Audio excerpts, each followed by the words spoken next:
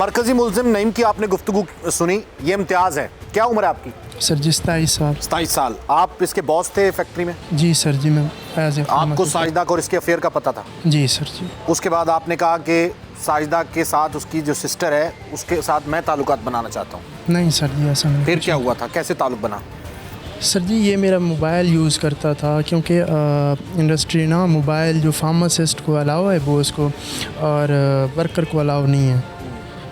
जी sir जी। Sir जी उसी behalf पे, मतलब मोबाइल के बिहाफ पे सर जी मुझे ना अरेस्ट किया गया।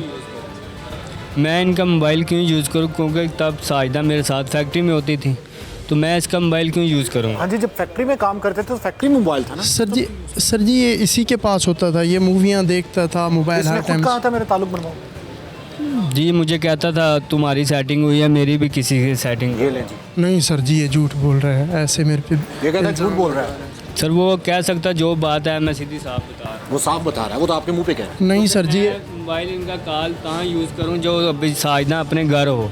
आप जाकर हाजिर रजिस्टर चेक कर सकते, जब साजिदा छुट्टी पे होती थी मैं भी छुट्टी पे होता था। आप ये बात तो बिल्कुल ठीक कर रहा है वो, कि जब फैक्ट्री में आप मौजूद हैं, फैक्ट्री में मोबाइल यूज़ करना है ना, तो वो तो उस वक्त कैसे करेगा? सर जी, अच्छा आपकी हो गई, उसके बाद जी सर जी। आपकी हो गई, ताल्लुकात बन गए? नहीं सर जी, मेरे कोई ताल्लुक वो कहता नहीं। मुशावरत से मैंने सारा कुछ किया है। नहीं सर जी ये झूठ बोल रहा है, सरासर झूठ बोल रहा है, मेरी किसी से नहीं हुई। ये कौन है? सजाद मेरा नाम। सजाद। जी सर। क्या करते हैं आप? सर मैं गारमेंट्स की फैक्ट्री में काम ये करता हूँ। साथ ही होते हैं? पहले मैं डॉन वैली में काम करता था। ये क्या करता था? ये इसने सर क्या प्रिंटिंग किया? का काम इसने मेरी उससे बात, ये सजाद इसने बातचीत चलाई। आपने बादशाह चलाई?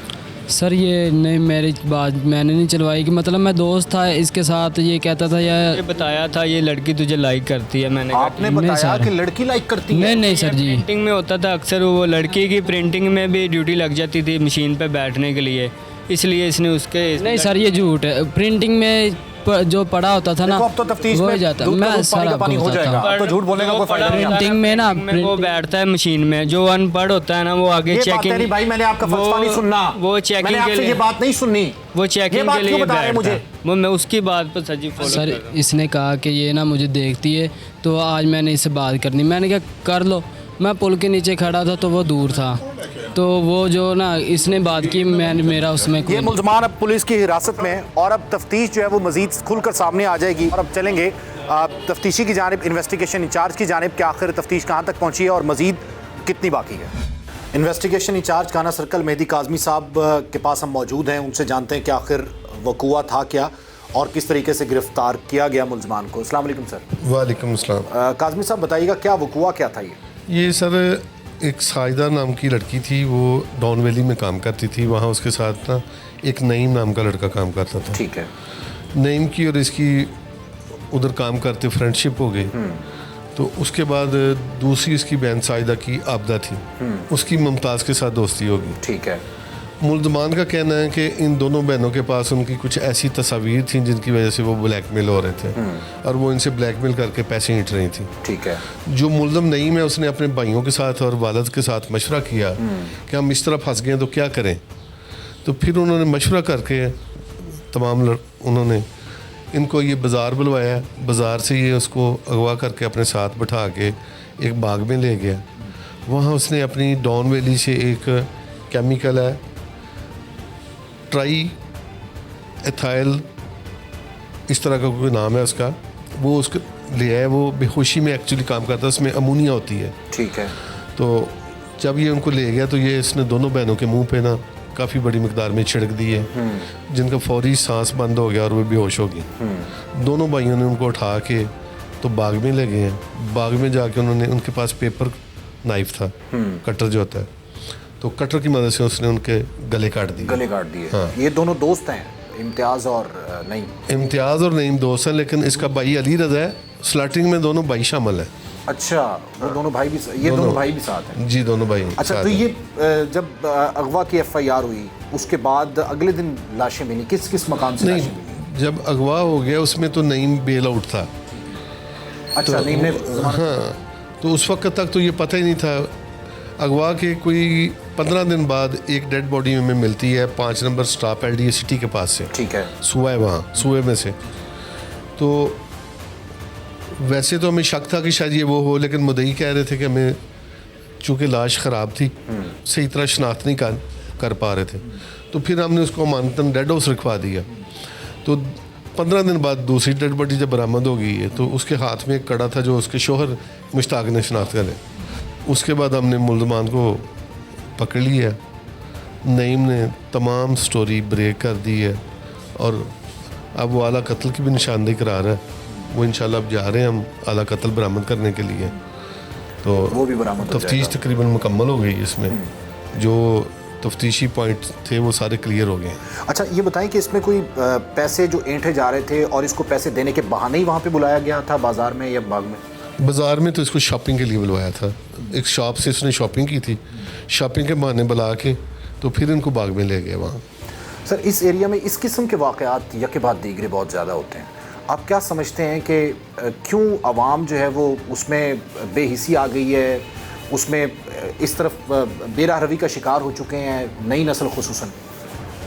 एक तो सर जो एजुकेशन है ना वो भी सबसे बड़ा फॉल्ट है, एजुकेशन की बहुत कमी है।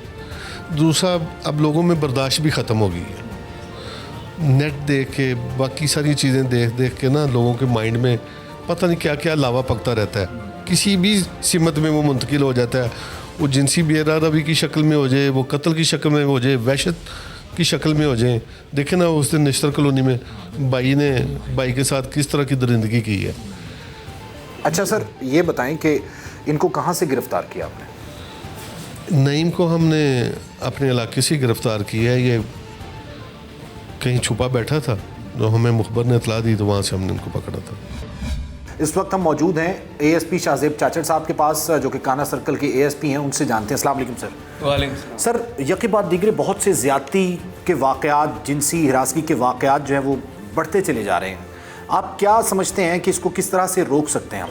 हमारी सीनियर कमांड की भी यही क्लियर इंस्ट्रक्शंस हैं कि ज़ीरो टॉलरेंस होनी चाहिए, क्योंकि आप देखें इंटरनेशनल चार्टर भी आप पढ़ें ह्यूमन राइट्स का, अपने आइन को भी हम अगरचे देखें, अपने लॉ को भी देखें, तो माइनॉरिटीज़ हों या वो क्लास जो कि प्रिविलेज्ड नहीं है, जिनकी राइट्स की पामाली जो है वो आम है हमारी सोसाइटी में, तो उनको हमें प्रोटेक्ट करना हमारी अव्वलीन प्रायोरिटी भी है।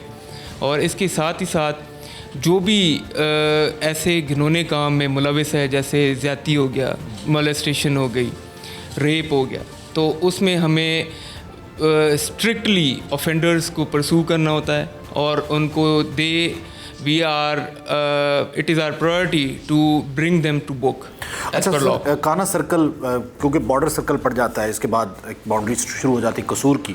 कत्ल व गारत गरी, एक शादरा और एक काना, ये काफ़ी मुश्किल और डिफ़िकल्ट सर्कल है। तो जो आवाम है वो किस तरीके से पुलिस के साथ है? क्या पुलिस ऑन बोर्ड है? पब्लिक सर्विस जारी है पुलिस की?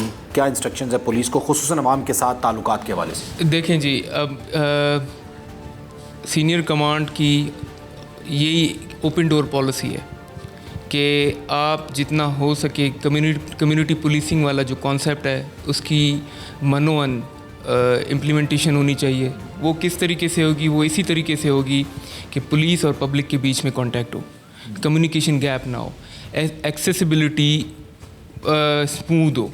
जब आवाम और पुलिस का आपस में रब्ता होगा तो आवाम ओपन अप होती है, ठीक है। अदरवाइज़ आप देखें जो ऐसे मामलात में most of the time pride, honour, ये चीज़ बीच में आ जाती है। लोग एट टाइम्स ऐसे केसेस भी हुए हैं कि वो कार्रवाई नहीं करवाना चाहते हैं।